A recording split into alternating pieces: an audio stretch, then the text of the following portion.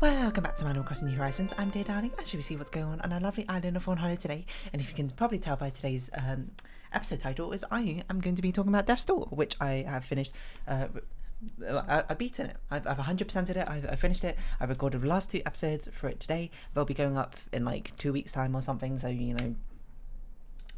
If you're worried about spoilers, I'll warn you before I get into big spoilers and that sort of thing. This is going to be sort of general, collected miscellaneous thoughts, I suppose, about the game and or over my experience. And I suppose in total, it'll be like, it's good.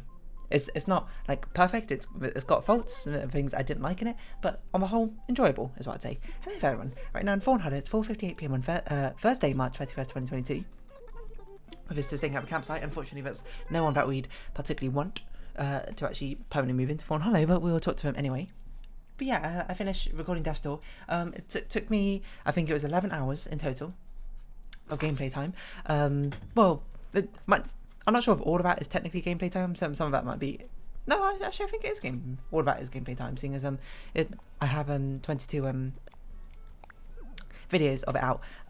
Generally, it was, I'd say, on the whole, pretty good. Strong points, aesthetically, I really like it quite a lot. I like it sort of like dark, very simple, it's not quite polygonatic, that's not a word. It's not quite like a simplistic design, but it's minimalist. I suppose it's sleek. I don't really know how to describe it. Someone else probably can do it a little bit better than I can, but I really like its design, its atmosphere, and its aesthetics. I think mechanically, it's actually quite fun. Its core mechanics of combat system, I think, are quite fun, and also it's a game which it's one of the rare things which I think this game actually completely nailed, is the fact its game length is essentially perfect. It basically did not feel like a drag, and I did not feel like, oh, this game is way too short, I wanted to do more, but I also didn't simultaneously think this game is too long, it's a chore now. It basically it perfectly got, like, the final boss, it perfectly, if you wanted to just complete the main story of the final boss, it's perfectly where it should stop. And then if you wanted 100% everything, it's when how long it takes you to 100% is perfectly when it should stop as well, for me personally. To be fair, it might take a little bit longer if you're 100%ing everything, if you did it without a guide, is what I'd say, but I did it with a guide, and so yeah, it was basically one of the few games which is a perfect length. IMO, things I think it didn't do particularly well. I think it's mainly like sort of like small things here and there of like there's some strange design choices I feel like which didn't quite sit right with me. The one oh yeah, I know you, hold on, you're like Phil or Philson or something. Yeah, Phil, okay. I feel like design choices, I suppose, or gameplay choices, which made me go like, the main one, which I have read with some like other people, some threads of people talking about it as well, and that sort of thing. And I'm glad to see I'm not the only one complaining about this. This game needs a map, or a mini map, or a crudely drawn, hand-drawn map, if you wanted to fit like the in-game aesthetics or something. It is so incredibly difficult to navigate. It's not incredibly difficult, but it's very easy to get lost in the game. Like if it was a completely linear game, it would be fine, because a lot of the first time through the levels opens up quite a sort of linear path with shortcuts backwards. But you're often also sort of revisiting areas, and you're constantly dying and respawning at previous checkpoints where you had to navigate through again. It becomes an absolute mess to try and navigate through the game again and try and figure out exactly where you're going, and especially when you're going back through trying to get collectibles and trying to look for every nook and cranny. It is an utter nightmare. It was by far the worst part of the game was navigating. It doesn't help that the area is actually reasonably sized, and they all follow the entire area basically follows the same aesthetic, which is fine because it's aesthetic cohesion and that sort of thing. But it runs into a sort of problem where it's difficult to remember the different areas of the different like sub areas of each of the regions, because I'm just sort of like, they all look the same. Like, to give you an example, Forgotten Crossroads? No, that's Hollow Knight. The Lost Cemetery. That's the starting area. Basically, you start off in. It's actually surprisingly big, but I can only. The sub areas are very difficult to break up in my mind. I know there's that main area with the main bridge, and there's like a sub area with a gravestone, and then there's a sub area at the right where you can. Hold on, who's that visitor? It's not red. We don't know who our visitor is. A wandering visitor. Must be Flick then. Oh no, got it probably. And there's like a sub area which leads to a different area, but that's like it. It all looks very sort of same sort of like washed out grey site. And washed out grey with the same sort of aesthetics and motifs, I suppose, going out through the entire thing, which makes it very difficult to navigate. And if you watch the series, you'll probably hear me say a lot, especially in the later episodes, being like, man, I really wish there was a map in this game. I'm so lost, and it's very difficult to navigate. That's my major complaint. No, it seems like it, because it's a game sort of about exploration, so presumably it's meant to be like you're meant to make a mental map, I suppose, of what's going on during the entire thing. But I don't, and maybe it's meant to be a gameplay choice, I suppose, to not put a map in, or maybe they just couldn't do it because it is a rather small studio. I'm not going to criticize them too harshly for not being able to quite have the same polish as like a mainline AAA studio has. But the gameplay, it's basically, it doesn't justify not having a map in the game. And even if it is particularly exploration based, and even if they did have, I think, like, they basically need to make all the sub-regions much more distinct from each other to make it a lot easier to remember. So it'd be like, oh, you know, this is, like, take Lost Cemetery, for example, like, okay, the graveyard area, that's a really good one. If it had, like, a strong coloration of, like a pale yellow or pale green of, like, grass or something. And then you can maybe have, like, a spirit grove or something with, like, a load of decaying trees and, like, a load of red spirits around that place or something. And then maybe you can have a sort of, like, the ruined castle area with, like, its sleek white things and, like, perhaps, like, royal purple banners or something. So it's a lot easier to sort of, like, subdivide the areas in your mind to be like, this region leads to that sub-region. That's just my 2 cents. I don't actually know if it holds any weight, and it probably is a lot of effort to do something like that, but it's just sort of the feeling I felt where I was just like, I have no idea where I'm going a lot of the time. Another thing which is sort of like, it's here and there, I suppose, is mechanically I think it's quite good, but I think it suffers the fact that it doesn't mechanically change all that much throughout the entire game. This is going to be mild spoilers, I suppose, for some upgrades.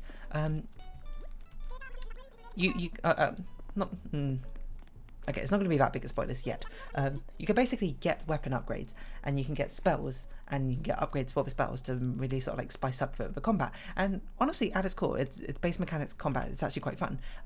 It feels zippy, it feels smooth. The animations are all very nice, very snappy. The hits feel rewarding, and every time you complete like a combat area or defeat a boss, there's this nice, really satisfying like slow-mo hit that happens, which really just sort of like adds to the effects of what else? The particle effects are quite nice in it. I do like this. I think it's a mix of like 2D particle effects basically sort of going on with like a very 3D-esque or isometric, I suppose, 3D game. But the combat doesn't actually change all that much.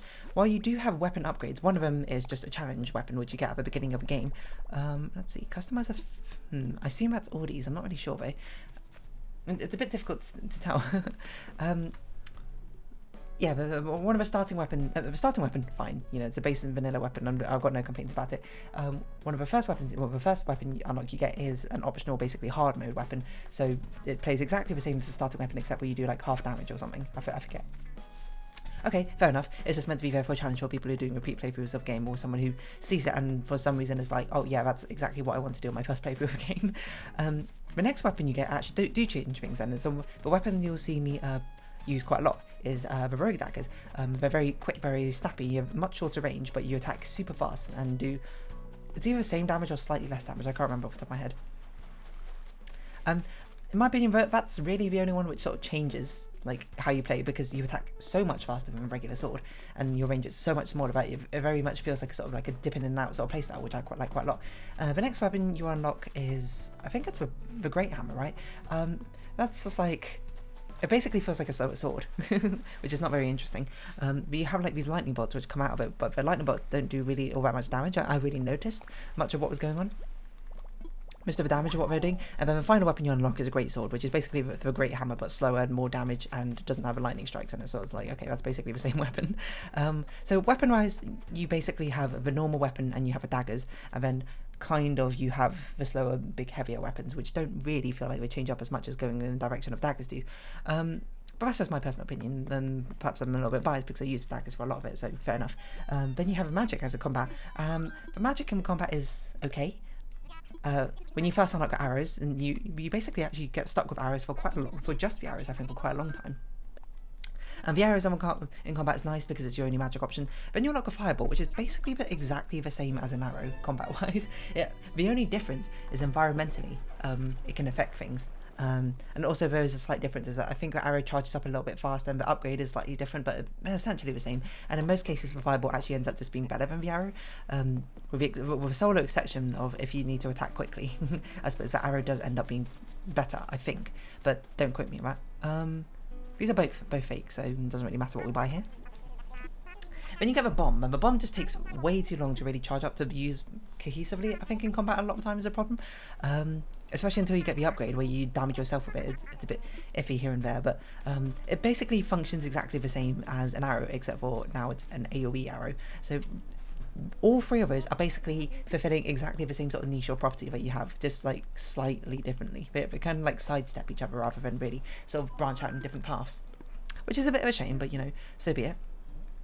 The one which I will say is different is the hookshot. The hookshot is definitely a lot of fun, but because of the fact that it's tied to your magic, it's not tied to your magic system, but it's tied to your magic button. You can't really like hookshot around as a main mechanic and then like bust out some magic or something. You have to constantly switch back and forth between them, which feels a little bit clunky. So I just kind of like use magic, kind of, but it didn't really feel all that satisfying to use, which is a bit of a shame.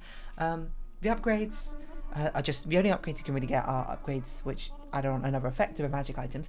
The arrow one not really mattering, the fire one just basically do more damage, the bomb one do more damage, the hook shot now does damage. So the upgrades are not particularly interesting, and the weapons not being particularly interesting, and the only upgrades you can do really are stats, which they are notable, but they're not like, they don't really feel like they revolutionise the gameplay or anything like that. It's not like in Hollow Knight when you equip different charms, you can go for wildly different builds or anything like that. So I would say the upgrades could just kind of feel middling. It's sort of just, I suppose it's kind of like a mild sense of progression. I suppose it's just kind of like an RPG, just getting levels and then like pumping up your different attributes. It's fine, it's just a bit boring, I suppose. It doesn't really feel like I don't really feel like I'm interacting with the systems much, which I suppose is meant to be, you can argue is meant to be the sort of core focus on the sort of like hack and slash gameplay and the dodge rolling, I suppose, which is the core mechanics of the game, which, you know, it is fun. It is fun, don't get me wrong, but it would have been more fun, I think, to at least have those options at my disposal. Because certainly it does end up being that a lot of, like, basically every fight which is not the boss fight ends up playing quite similarly. But there are some things which are different, like, I'm trying to think, like, the rolling dudes, I guess, are kind of different. You actually have to wait sort of basically for them to hit the wall and sort of like match-store them. But a lot of the other things are basically to sort of become hack and slash, dodge attack, hack and slash, which is like fair, but it's also like, it's like, it's a thing where it's like inoffensive, it's not bad, it's just missed potential, I think is probably the better way for me to put it. Yeah, and I'm just sort of like rapid fire. Like, but by the way, I know I'm starting out with like things I had problems with the games. Don't take us to the extent that it makes it a bad game. I think it's I think it's a solid game. It's just not revolutionary. Is the only thing what I'd say. The snapping mechanics are fine, and the big boss fights are actually quite fun a lot of the time until, you know, I started out leveling everything, and now, you know, the final boss fight, not the final boss fight, but one of the post game fights ended up being like kind of a cakewalk, is what I'd say. What else do I say? The game aesthetically is very pretty.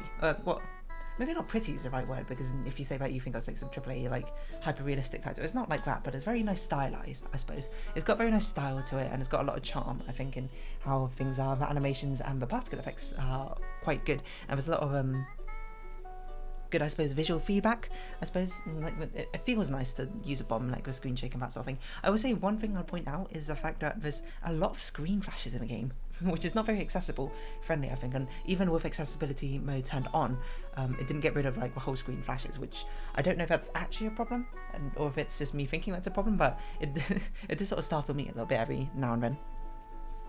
So I will basically shut up about that point and let someone who actually is affected by perhaps like who has photosensitivity to perhaps comment on that rather than me. But that was just one thing I noticed. Surprisingly, the game is very light-hearted when it comes to like story, like I didn't actually purchase the game for a story, but from reading from some threads, some people did purchase it for like the sort of like mystery intrigue sort of story. I didn't, because I didn't really know about it. I was just like, oh, it's a nice aesthetic looking game with sharp mechanics, and I was like, that seems interesting enough for me to certainly give it a purchase or give it a whirl. But its story like doesn't sit right with a lot of people, mainly because it's so light-hearted. It's basically comical. It's it's kind of like a lot of it is basically joke, but there's not really much serious story in it. And by the way, also, there's basically like no story in it to begin with. I'm a very story-driven person when it comes to the games and that sort of thing. I like characters and that sort of thing. You don't really get much in the way of a story, and it's not like Hollow Knight where you get a lot of like implied lore either. There is lore, don't get me wrong, but it's not like, I suppose what the way I'd say, it's not delivered in a very compelling way. It sort of more feels like the story is there as like a dressing on top rather than something which is going hand in hand with the actual game and supporting it. It's kind of just like there. The characters are fine. Pothead, like there's not many like notable NPCs as Pothead. There's Barb, who I quite liked. There's Jefferson. And there's like the staff working at the office, and it's like they have like the rather 2D personalities, I suppose is what I'd say. They get, no one gets any development. No, okay, that's not a lie. One or two characters get some development, but basically it's very minimal. Don't play this game for the story. There is not much story. There's not much lore either. There is lore, and there is like stories and stuff behind the things, but it's not. I would personally say it's not that compelling. It's not a big draw for the game, and honestly, yeah, it kind of depends if you are a story-driven person or not, I suppose. We don't actually need to befriend whoever's this is, so we're just going to randomly give us. Apparently, we haven't spoken to Apollo for ages. We're just going to randomly give us to Apollo just so we can see who it actually is, because it might turn out it might be someone else's and we didn't know. But I'm pretty sure it's Audie's. Oh, it's Vivian's. It's happened again. I got a snooty villager confused with a peppy villager of her belongings. See, when it came to customizability, I just immediately thought like a school bag with far too many like badges and stuff stuck onto it, or stickers, or one of those like iron patches called. Yeah. So basically, the story. The characters are cute though. I'd say I did quite like Barb. I did quite like Agatha. I did quite like Pothead. I don't really remember many other characters, but you don't really get much in the way of interaction with them in the first place, so there's not really much to comment on in that regard. Wait, have we found who our visitor is for today? I don't think we have. It's probably... Wait, what day is it today? Friday? Thursday? Wednesday? It's Thursday. Oh, there you are, Vivian. So it's sort of like a... It depends what you're looking for. If you came into it with like you thought it was like some sort of mysterious, like dark, brooding atmosphere with some sort of mysterious lore intrigue, it's not going to deliver on that front, I would say. But it's not really that big deal. Is probably what I say. I think probably what people might be more caught out by is the fact that it's very light-hearted, it's very goofy, it's not at all serious. Essentially every single NPC kind of, like, I don't think there is a serious NPC in the game, apart from, okay, but there's like one serious NPC in the game, but everyone else is basically a big old goofy joke. Yeah, I'm trying to think what else. It is meant to be, oh, okay, so Flickers are visited today, it seems.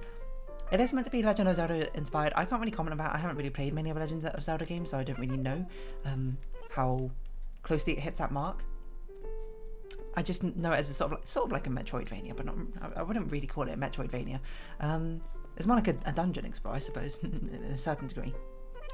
And mechanically, I think it does pretty well. Some of the platforming-esque sections are a little bit like finicky, but it's not like that big a deal. They're not that common from what I can recall. But combat is fun. Oh yeah, you know what I thought this game was? I thought it was going to be a much more Dark Souls-like game, where it was basically very hardcore, like when you die, you drop all your soul, or that sort of thing, and you have to sort of fight tooth and nail to get back there. It's not. There are basically no consequences for you dying, except for you having to navigate back there. The enemies aren't supremely strong. I would say it's not particularly that difficult a game. there is challenge, but it's not like overwhelming.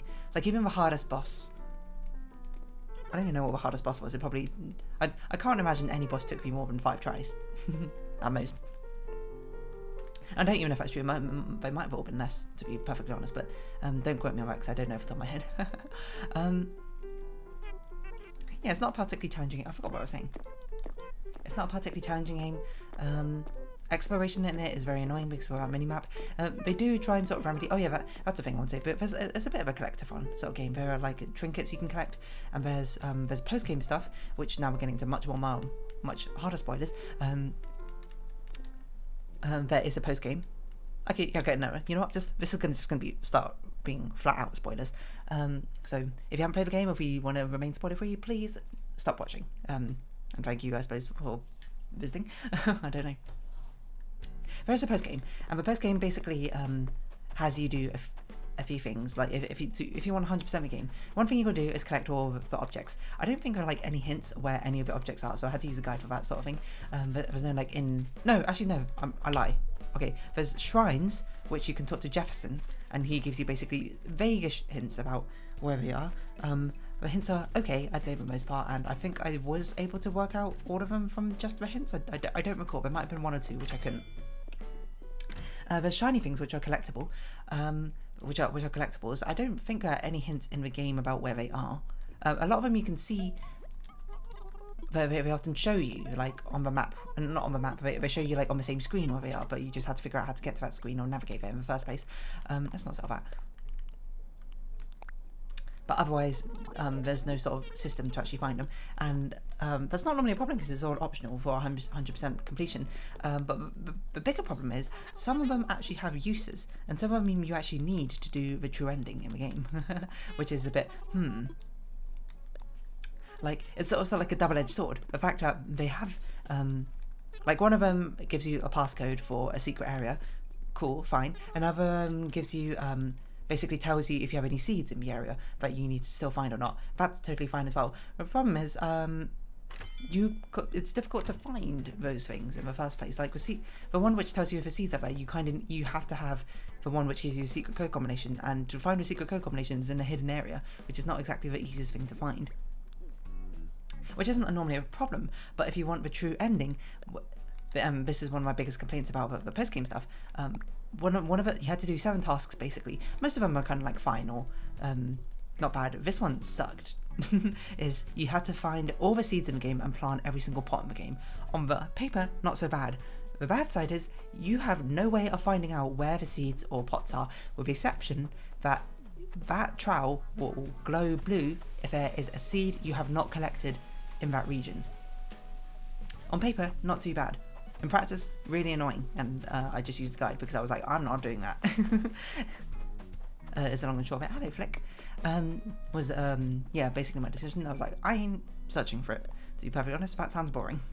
So I didn't. Your mileage may vary, but really, the game should have given you a map, and then in the post game, been like, oh, here's like some sort of tool to like basically which marks all the pots or seeds on the map for you or something. You know, like someone like the Collector in Hollow Knight. Which marks the grubs for you. Something along those lines would have been really nice, really appreciated, and would have been a nice reward, I suppose, for beating the game.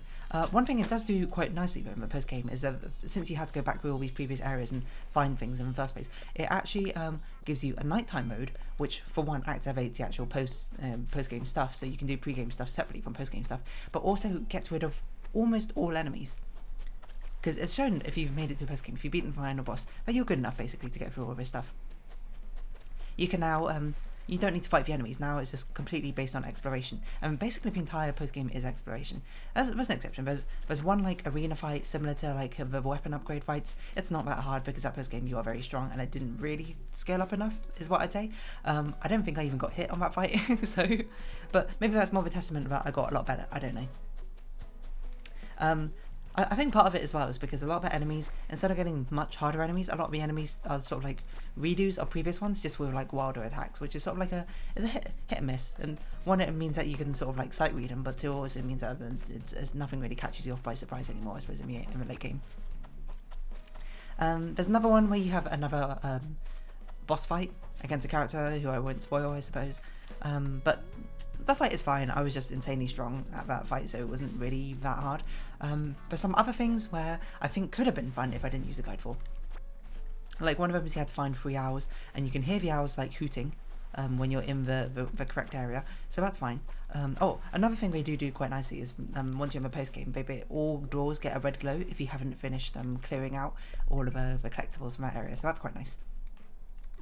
Props to them for putting that in. So the owl hunting is fine. There's 2 which I did think were quite nice. One of them is you had to take a walk with Jefferson, which is basically, you know, just kind of amusing if anything. Because you got his dialogue to go along with it. I quite enjoyed that one. There was another one where you had to put ghosts in right place. That was okay. It wasn't particularly challenging. I think I'm missing one. Am I missing one?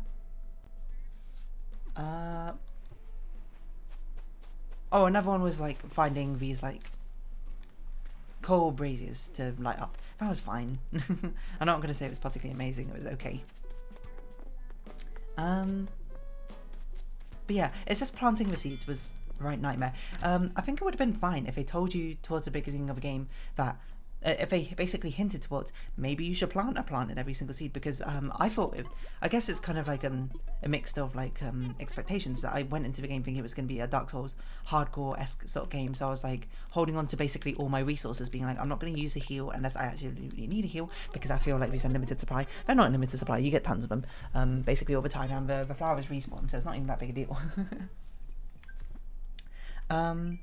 Yeah, and then you do all that post-game stuff and it's fine. And then the post-game reward for doing all of that is you get a little bit of lore, which I will admit is a little bit disappointing. Mainly because lore and story is not a really big part of the game. It's not something... I am very story and lore-driven focused. I wasn't particularly like invested into the lore of the game. I did want to be, don't get me wrong, but then, you know, as I played more of it, I was just like, there's not really much to say, except for... I guess it's like it's in a world, doors are an important thing, you know, and, you know, mega spoilers, someone tricked death, and that's why there's this new like bureaucratic system set up to reap souls instead, etc, etc, and it shouldn't have been like that. And then your reward is basically just like another final cutscene. I did legitimately think it was going to be another secret boss fight, and I was getting kind of hyped for that to a certain degree, and then it wasn't, and I was like, okay, I mean, like, that's fine, I guess. I put it in the class of disappointing because the reward is not something which is focused on the game. The big focus of the game is definitely the mechanics and the boss fights, I think, and that sort of thing. So the fact the reward was lore was sort of like, sure. But then I guess it's sort of like maybe not even, because the way to actually get to that boss fight is not actually by doing more boss fights, is mainly just like exploration and that sort of thing. And you would have thought that the people who would do it would be the people who like story and lore and that sort of thing in first place, in which case, fair enough, okay. I can see that justification. Now we're just going to sort of sit here while I continue trying to round up the rest of my thoughts and stitch them together. I don't know, I still have the threads open. I can see what other people thought and if they prompted anything. I'm trying to think if I thought of anything. Oh, hello Phoebe. You got something for us? Thank you. That's very kind of you. Retro ice cream case. Let's see. Okay, so what did this person say? Easy to get lost. Upgrades not big. Story. Okay, so this person didn't like the story or writing at all. Fair enough. They weren't expecting a semi-goofy tone. I didn't have any expectations, so I didn't really know, which is fair.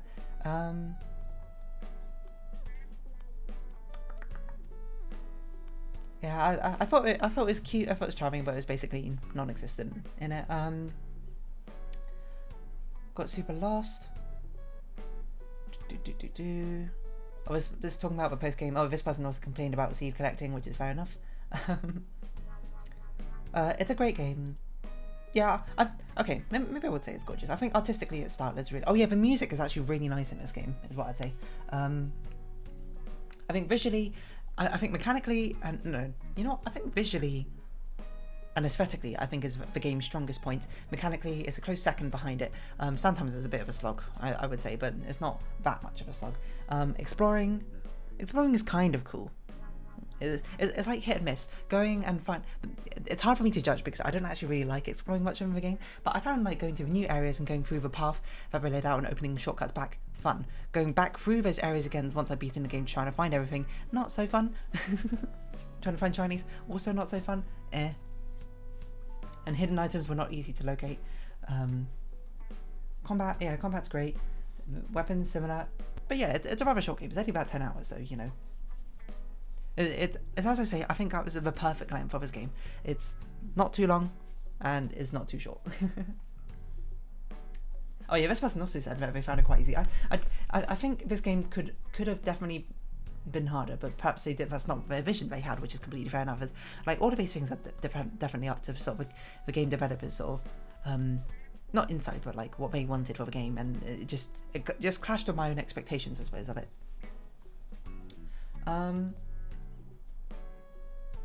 Puzzles are a bit simple. I don't even remember any puzzles in the game, to be honest. So it's probably the sort of case where they had puzzle-esque elements, but again, I quite like puzzles, so I don't really and puzzle games about sort of things. So what I consider, I suppose, a puzzle in the game is probably different from what you find in this game. Delivered on the art, yeah, that's basically the sort of consensus a lot of people are coming to. The art is great, exploring is kind of okay, the dialogue, the soundtrack is awesome, yeah, that is true. Boss fights are a bit hit or miss. The first two big main boss fights were awesome. Yeah, okay. I really did enjoy the witch one. I enjoyed the frog one. I would say Betty is probably the weakest fight of all the boss fights. The final... Oh, the big crow fight is... Sorry, we're on spoilers.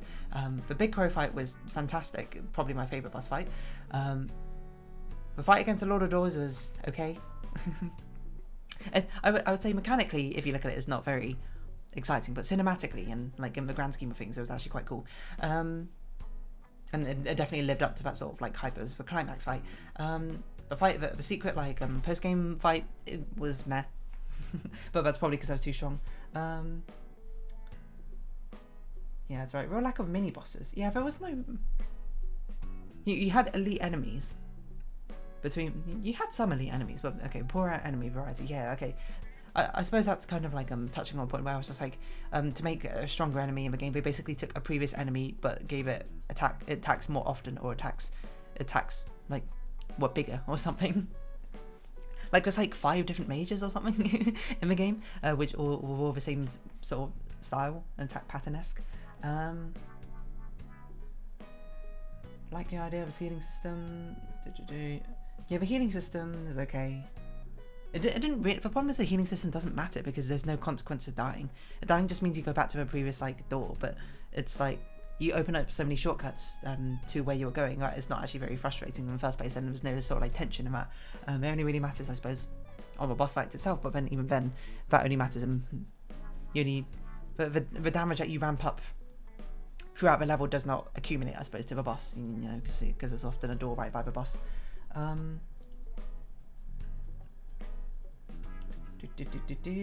This person's complaining about the insane tasks post game.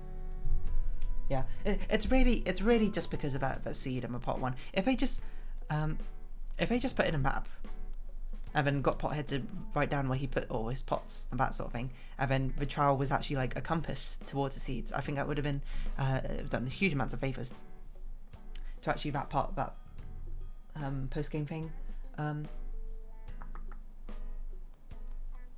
Is it better than Hollow Knight? No, I would not say it's as good as Hollow Knight. I would certainly say it's worse than Hollow Knight. Hollow Knight I would say somewhere around like 8, 9ish. 8 sounds a bit low, probably in the 9s. This Death Star I'd put in the 7s. It's perfectly fine. If you like these sort of mechanical games, you would enjoy it. I would recommend not to do the post game unless you really like exploration and just are much of a completionist. Hold on. Apparently we had a previous game, Titan Souls. That does sound familiar. I do want to look this up. Titan Souls. Do I recognise it? Oh, I do recognise this. Oh, hold on. That's how they tied in the lore. The previous... No, maybe it's not. I feel like the previous... Like, one of the lore bombs you get is, like, this one human who basically came down and did something. Is this what Titan Souls was? Is that the same character? I don't know. Oh, apparently Pothead tells you where to look for whatever pots you're missing. I actually didn't know that. So that's you know, that's on me. But it's a sort of like the hint system in the game. I think that's good for before you finish the game. Like with Jefferson has that sort of vague hint system, but like once you get to the post game, I'm kind of like, I kind of just want to see the true ending now. Like, let's make this as easy as possible. The puzzles of the game are very dead easy. In fact, people even talking about puzzles is actually like kind of worrying to me because I don't actually remember any puzzles. Yeah, I think the biggest problem about a lot of people complaining about the planting seeds is too much combat when it's one of the game's weakest points. Okay, fair enough. I guess the combat's kind of hit or miss depending on this person. And lack of map. Yeah, I'm surprised this person hated the combat so much. I would agree that the combat does tend to feel kind of samey a lot of the time, but I think it's quite fun. Yeah, it's basically, it's just enjoyable. Visually, audially, super great. I didn't really add anything on to like my past 5 minutes. I would say give it a shot if you're interested in that sort of gameplay. If you're not interested in that sort of gameplay, don't play this game. Play a different game. Play something like Hollow Knight if you're interested in like a Metroidvania and you're not like familiar with the genre. You're not normally interested in the genre. This game's not going to be that one for you. I'm not going to be like this game's not going to live like rent free in my mind. It's going to be like it's a fun experience, I suppose. And that's about it. So yeah, I'm going to round off this episode here. If you have been watching, I don't know if you've got any thoughts, I suppose, about Death's Door. Leave them down below if you've played the game or anything like that. But if you have been watching, thank you very much. It's been Animal Crossing New Horizons. I've been Dear Darling. Any likes, comments, subscription, shares are greatly appreciated. Join me Dear Darling Discord. Follow me on Twitter down below. Hope you see each other again. But for now, it's our farewell. So until next time, bye bye for now.